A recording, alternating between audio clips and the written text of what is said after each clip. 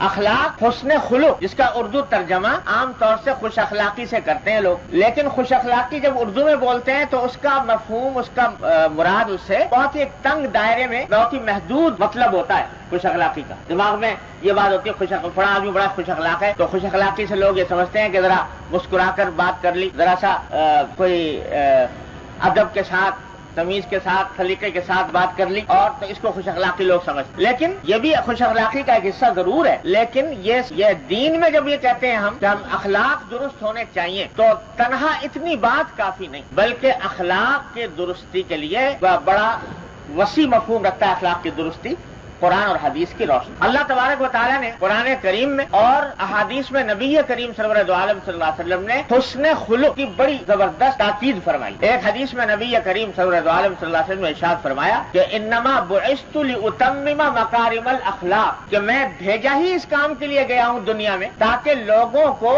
اعلیٰ درجے کے اخلاق، ان کے اخلاق کی تکمیل کروں، ان کے اخلاق کو درست بناؤں۔ اس کام کے لیے مجھے بھیجا گیا۔ اپنی بعثت کا مقصد آپ نے یہ بیان فرمایا کہ اخلاق کی درستی اور اس کی تکمیل۔ اور مشہور آیت ہے جس میں نبی کریم صلی اللہ علیہ وسلم کو دنیا میں بھیجنے کے مقاصد بیان فرمائے، تو فرمایا ہم نے اس لیے بھیجا تاکہ یہ قرآن کی آیتوں کی تلاوت کریں، کتاب اور حکمت کی تعلیم دے اور تزکیہ کریں، پاک صاف بنائیں۔ پاک صاف کس چیز کو بنائیں؟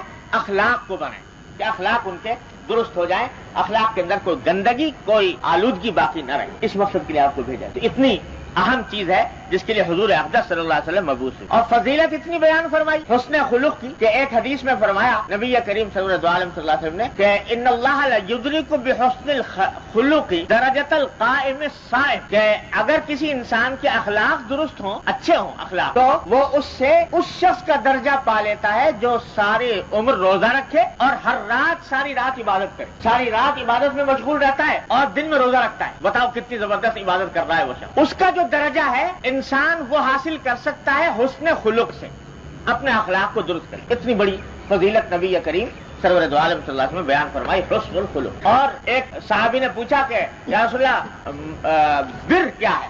بر کے معنی نیکی جسے اردو میں کہتے ہیں۔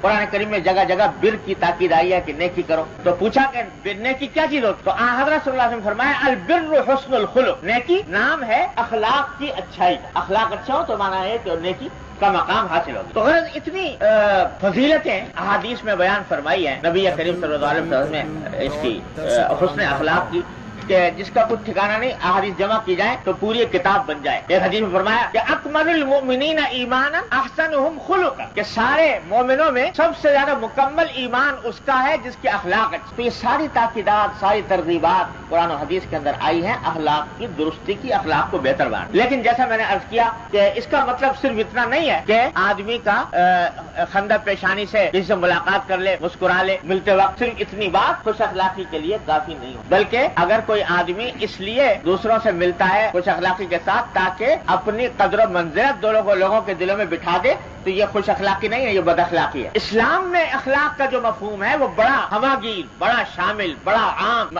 مفہوم ہے۔ اخلاق جمع ہے خلق کی، ذرا خوب سمجھ لیجئے، اخلاق جمع ہے خلق کی، اور خلق کے معنی ہوتے ہیں یہ اندر کی ایک کیفیت ہوتی ہے، دل کی اندر کی کیفیت ہوتی ہے کہ انسان کے باطن میں، انسان کے دل میں ایسی صفتیں پیدا ہو جائیں جو اللہ کو مطلوب ہیں، اور ایسی صفتوں سے دل خالی ہو جائے جو اللہ کو مبغوض ہیں، اللہ کو ناپسند۔ یہ ہے خلق، حسن خلق۔ چنانچہ یہ حسن خلق جو ہے یہ ہمارے ہاتھ پاؤں کا کام نہیں، چہرے بشرے کا کام نہیں۔ چہرہ بشرا اور ہاتھ پاؤں اس کو ظاہر ضرور کرتے ہیں، لیکن کام یہ ہاتھ پاؤں کا اور چہرے بشرے کا نہیں ہے، اس کا تعلق دل سے ہے کہ دل کی درستی ہو، دل کے اندر صحیح صفتیں پیدا ہو اور بری صفتوں سے انسان کا دل پاک۔ اب یہ کیا کہ صاحب مل تو لیے مسکرا کے اور بظاہر بڑے اچھے طریقے سے پیش آئے، اندر دل کے اندر بغض بھرا ہوا ہے، کینہ بھرا ہوا ہے، حسد بھرا ہوا ہے، دل میں یہ خیال ہے کہ یہ آگے کیوں بڑھ گیا، اس کے پاس دولت کیوں زیادہ آ گئی، یہ کیوں ہم سے آگے نکل گیا، اس قسم کے خیالات دل میں بھرے ہوئے ہیں، اور زبان سے میٹھی میٹھی باتیں کر رہا ہے اور ہنستے ہوئے مسکراتے ہوئے مل رہا ہے۔ تو چاہے دنیا اس کو خوش اخلاقی کہے، اسلام اس کو خوش اخلاقی نہیں کہے گا، اس واسطے کے دل کی حالت خراب ہے۔ مل تو رہا ہے ظاہر دیکھنے کے اندر بڑے ادب سے طریقے سے مل رہا ہے، سلیقے سے مل رہا ہے، ایٹیکیٹ کے مطابق مل رہا ہے، دوسروں سے معاملہ کر رہا ہے لیکن دل میں تکبر بھرا ہو، میں بڑا ہوں یہ چھوٹا ہے، اس کی تحقیر بھری ہوئی، یہ خوش اخلاقی نہ ہوئی، یہ بد اخلاقی ہے بدترین۔ مل تو رہا ہے اس طریقے سے بظاہر اعمال ایسے کر رہا ہے کہ جیسے خوش اخلاق انسان کیا کرتا ہے لیکن دل میں کاٹ کپٹ ہے، تو یہ ساری باتیں بد اخلاق۔ تو اخلاق اس وقت اچھے ہوں گے جب دل کے اندر سے بغض نکلے، کینہ نکلے، حسد نکلے، تکبر نکلے، منافقت نکلے، دکھاوا نکلے، یہ چیزیں جب نکلیں گی تب انسان کے اخلاق درست ہوں گے۔ اور اگر یہ چیزیں دل میں بھری ہوئی ہیں تو چاہے وہ کیسے ہی بظاہر دیکھنے میں خوش اخلاق لگ رہا ہو، اسلام کی نظر میں، اللہ اور اللہ کے رسول کی نظر میں وہ خوش اخلاق نہیں۔